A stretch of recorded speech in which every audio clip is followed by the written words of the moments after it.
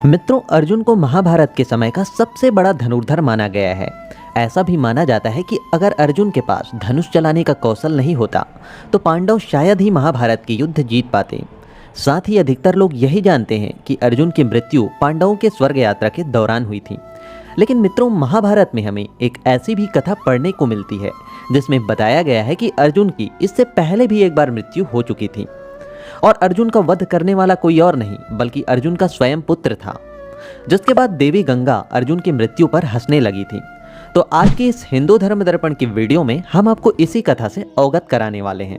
महाभारत युद्ध में विजयी होने के बाद युधिष्ठिर हस्तिनापुर के राजा बने। कुछ दिनों के पश्चात श्री कृष्ण के कहने पर युधिष्ठिर ने अश्वमेध यज्ञ का आयोजन किया।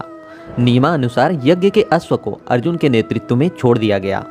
अश्व जहां जहां जाता अर्जुन अपनी सेना के साथ उसके पीछे पीछे जाते। इस दौरान यज्ञ का अश्व कई राज्यों से गुजरा, जिसमें से कई राज्य के राजाओं ने अर्जुन से बिना युद्ध किए ही हस्तिनापुर की अधीनता स्वीकार कर ली और जिसने ऐसा नहीं किया उसे अर्जुन ने युद्ध में परास्त कर अपने अधीन कर लिया।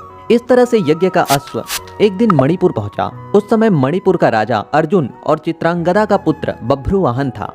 बभ्रुवाहन ने जब ये सुना कि उसके पिता अर्जुन उसके राज्य में आए हुए हैं तो वह उनके स्वागत के लिए राज्य की सीमा पर पहुंचे। लेकिन अर्जुन ने उसे रोक दिया। अर्जुन ने बभ्रुवाहन से कहा कि मैं इस समय तुम्हारा पिता नहीं हूं बल्कि हस्तिनापुर नरेश का प्रतिनिधि हूं, इसीलिए इस समय तुम्हें मुझसे युद्ध करना चाहिए। उसी समय अर्जुन की दूसरी पत्नी उलूपी वहां पहुंची और बभ्रुवाहन से बोली कि हे पुत्र, तुम्हें अपने पिता के साथ युद्ध करना चाहिए। अगर तुम युद्ध नहीं करोगे तो ये तुम्हारे पिता का अपमान होगा। माता की आज्ञा पाते ही बभ्रुवाहन युद्ध के लिए तैयार हो गया। इसके बाद अर्जुन और बभ्रुवाहन के बीच घोर युद्ध हुआ। काफी समय तक ये युद्ध चला। युद्ध के बाद जब कोई परिणाम नहीं निकला तो बभ्रुवाहन ने कामाख्या देवी से प्राप्त दिव्य बाण से अर्जुन पर प्रहार किया, जिससे अर्जुन का सर धड़ से अलग हो गया। इधर जब ये बात भगवान श्री कृष्ण को पता चली तो वह तत्काल द्वारका से मणिपुर के लिए निकल पड़े। मणिपुर पहुंचकर अर्जुन को धरती पर पड़ा देख श्री कृष्ण को गहरा धक्का लगा। तभी श्री कृष्ण ने देखा कि देवी गंगा अर्जुन की मृत्यु पर मुस्कुरा रही है। इतने में ही कुंती भी वहां पहुंच गई और अपने पुत्र के शव को गोद में रखकर विलाप करने लगी। कुंती को विलाप करता देख देवी गंगा से रहा नहीं गया और वह कुंती से बोली कि हे कुंती, तुम व्यर्थ में रो रही हो क्योंकि तुम्हारे पुत्र अर्जुन को उसके कर्मों का ही फल मिला है। मेरा पुत्र भीष्म इसे अपनी पुत्र की तरह स्नेह करता था, फिर भी इसने श्रीखंडी का सहारा लेकर मेरे पुत्र भीष्म का वध कर दिया। मैं भी उस समय ऐसे ही रोई थी जिस तरह तुम आज अपने पुत्र के लिए रो रही हो। मैंने अपने पुत्र का वध का बदला ले लिया, क्योंकि जिस कामाख्या देवी बाण से बभ्रुवाहन ने अर्जुन का सिर धड़ से अलग किया है वो मेरे ही द्वारा प्रदान किया गया था। देवी गंगा के मुख से बदले की ऐसी बातें सुन भगवान कृष्ण हैरान हो गए और बोले कि हे देवी, आप किस बदले की बात कर रही हो? आप किससे बदला लेना चाहती हैं? अर्जुन की माता कुंती से या फिर अर्जुन से? आप एक माता से कैसे प्रतिशोध ले सकती हैं?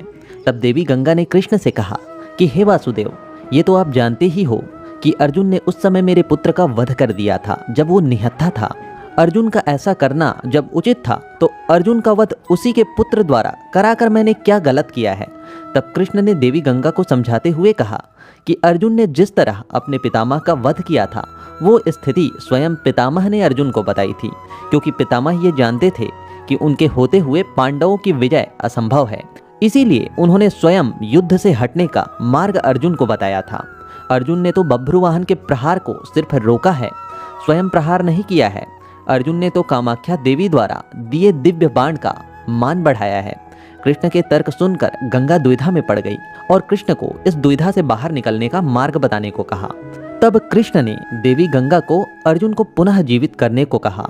फिर देवी गंगा ने अर्जुन के सिर को धड़ से जोड़े जाने का रास्ता बताया और उसके बाद कृष्ण ने अर्जुन की दूसरी पत्नी और बभ्रुवाहन की सौतेली माँ उलूपी से नागमणि द्वारा अर्जुन को पुनः जीवित कर दिया। तो मित्रों, इस प्रकार से अर्जुन की मृत्यु उसके स्वयं के पुत्र के द्वारा हो चुकी थी।